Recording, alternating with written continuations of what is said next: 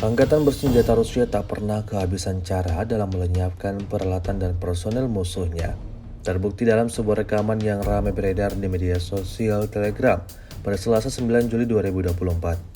Dalam rekaman tersebut, memperlihatkan momen saat sekelompok tentara Ukraina lari kalang kabut saat militer Rusia meluncurkan serangan mematikan pada malam hari.